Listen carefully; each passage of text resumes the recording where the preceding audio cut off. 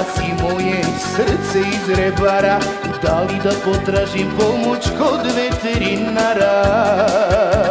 Mora da te turim i u ovu strofu, pa do ljubav mi za noć ko šljiva u kofu.